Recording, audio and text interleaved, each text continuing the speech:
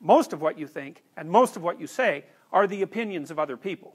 They're things you've read or things people have told you, and you know, that's a benefit in some ways because you get all those thoughts that other people have spent a long time formulating, but it's a disadvantage in that it's not exactly you. Okay, so you detach yourself from that. You're no longer your thoughts or the things that you say, or maybe you're no longer all of them. And now what you're going to try to find out is which of your thoughts and things that you say are you, and maybe so you can not utilize the rest, or maybe so that you can correct the rest, because they're not representative of yourself as an integrated being. They don't take everything into account. My sense has been that you can tell when you're saying something that's not authentic by feeling out whether or not it makes you weak or strong. Now, you know, sometimes when you're conversing with people, you can say something that embarrasses yourself.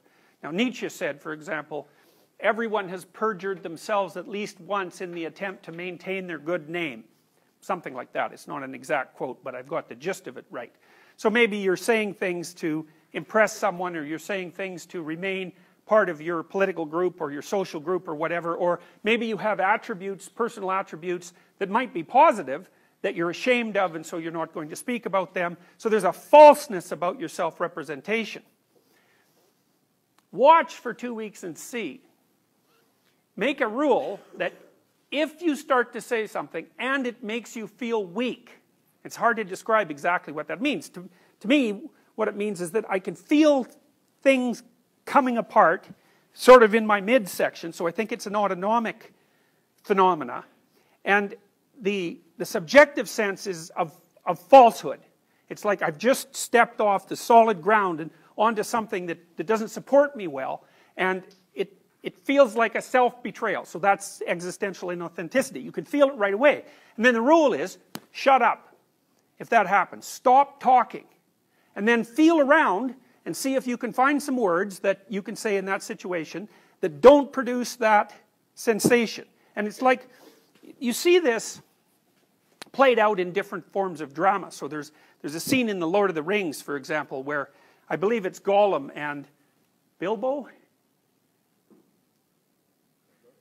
It's the Lord of the Rings. It's Bilbo. It's the Lord of the Rings, not the Hobbit, because the Hobbit's Frodo, right? So it's Bilbo. Have I got it wrong? It's the other way around? Okay, so Gollum and Frodo, yes, are going across this swamp. And the swamp is essentially full of dead souls. And they have to step very carefully in order to not fall off the track. And the stones are sort of hidden underneath the surface. And the implication there is that in order to follow a trail properly, you have to pick your ground very carefully, and you have to test it to see if it's solid, or you'll slip off into this, well, essentially what it is chaos. You'll slip off into chaos. And that's a dramatic representation of what I'm suggesting to you. It's like, all you have to do is notice, and you have to pay attention. And so to some degree, what you're doing, in fact, is you're making your capacity to pay attention superordinate to your capacity to think and to speak. Because you might ask yourself, well, exactly what are you? Well, I said you can identify yourself with your intellect, and that's very, very common. It's sort of like the worst sin of intelligent people. But that isn't all you are. And there are lots of reasons for making the assumption that attention is a higher order function than intellect. Because attention is what teaches intellect. So if you pay very, very careful attention to what you say without bringing the automatic assumption that what you say is you to bear on the conversation, and then also to feel like you have to defend it once you say it, you'll find very rapidly that very much of what you think and say has absolutely nothing to do with you. It's the dead souls that are in that little scene that I described to you, sort of manifesting themselves in your head. They're dead ideas that other people have created. And some of them might be applicable to you. You might have the right to them, so to speak. But lots of them won't. And you're using the words as camouflage or self-defense or as an attempt to attain status in a status hierarchy or to make yourself look smarter than you are, or there's all sorts of reasons. Or to hide what you think from other people. I see this in undergraduate essays all the time. So, because the essays are full of cliches. And it's not all that obvious why a cliche is a bad thing, but a cliche is a bad thing in the same way that being possessed by the dead is a bad thing. It's like a cliche isn't you. It's something else. It's like the crowd. It's like the other. It's not living. It has nothing to do with you. And part of the reason that students use cliches is because it's easier than using your own genuine creative formulation. So you can just default to cliche use, but there's something more insidious than that, is that if you write an essay that's nothing but a string of cliches, and you get criticized, then you're not being criticized.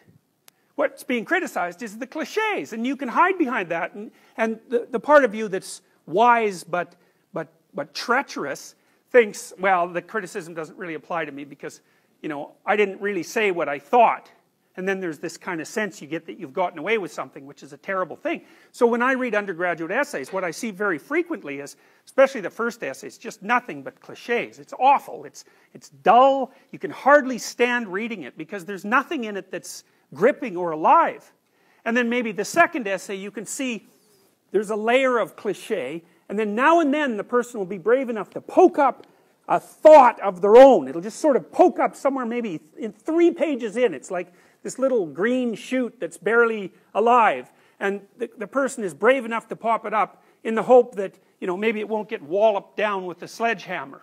And so one of the things I try to do is to point that out. It's like, look, you know, this is something, there's a real thought here. It's a real original thought. It's something that you have the right to, because it's derived from your own experience and your own knowledge, and you've formulated it in an original and compelling way.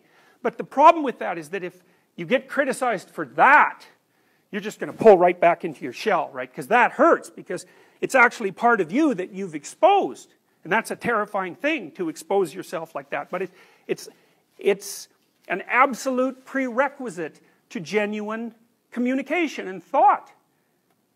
So, the ancient Mesopotamians, I haven't got time to tell you this story. If you want to hear it, you can come to my Maps of Meaning class in your 4th year. But the ancient Mesopotamians had figured out 5,000 years ago or so that the highest god in the hierarchy of gods, so sort of like the highest value, or the thing that should be imitated most carefully, was a god whose head had eyes all the way around it, and who spoke magic words. And so the words he spoke could make the sun rise and make the sun set. Very, very powerful speaker. And the reason the Mesopotamians had figured this out to the degree they had was because they realized that the capacity to pay attention, which is the eyes, of course, because we really pay attention with our eyes, and then the capacity to speak properly is in fact the highest virtue.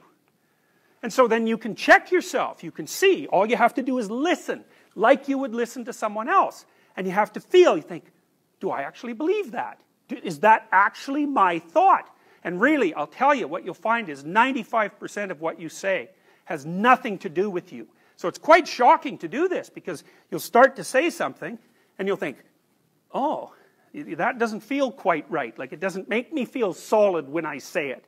There's something about that I'm subordinating myself to something, or hiding in some way. It's very difficult to figure out exactly what you're doing. But you'll find out that almost everything that's abstractly represented, it has to be that way because you guys are all so young. So in some sense, you know way more than you can actually know, right? You've been taught all these things, but you don't know them. They're just in your head. In fact, they have you rather than the other way around. It's like Carl Jung said, people don't have ideas. Ideas have people. And that's something to really think about, because then you want to watch and see what ideas there are floating around in your head and start to figure out where they came from, because it's highly probable that they're controlling you, just like a marionette is controlled by the puppeteer. It's very, very similar. And there's an inauthenticity about that. And so that brings us into existentialism. So now I want to talk to you a little bit about existentialists, because existentialists are very concerned with authenticity. And so you could say that, above all else, existentialists are concerned with truth. Now, of course, we know that it's not very easy to define exactly what constitutes truth. And I would also say there are various definitions of truth that can be used for different purposes. You know, because your definitions of truth can also have a tool-like function. And finally, that we can't come up with an ultimate definition of truth because we're not infinitely informed, right? So ignorance is going to underlie our claims all the time. But that doesn't eradicate the validity of the concept of truth. And I think one of the ways you can deal with that existentially is that you may not be able to determine what's true at any given moment, but it's quite a different matter to determine what's false. That's a lot easier. So one of the things I often tell my clients, for example, is here's a way to clean up your life. Stop doing the things that you know are wrong that you could stop doing. Right? So it's a fairly limited attempt. First of all, we're not going to say that you know what the good is or what the truth is in any ultimate sense. But we will presume that there are things that you're doing that for one reason or another you know are not in your best interests. There's something about them that you just know you should stop. They're kind of self-evident to you. Other things you're going to be doubtful about. You're not going to know which way is up and which way is down. But there are things that you're doing that you know you shouldn't do. Now, some of those you won't stop doing for whatever reason. You don't have the discipline, or maybe there's a secondary payoff, or you don't believe it's necessary, or it's too much of a sacrifice, or you're angry or resentful or afraid. Who knows? So forget about those for now. But there's another subset that you could stop doing. It might be a little thing. Well, that's fine. Stop doing it and see what happens.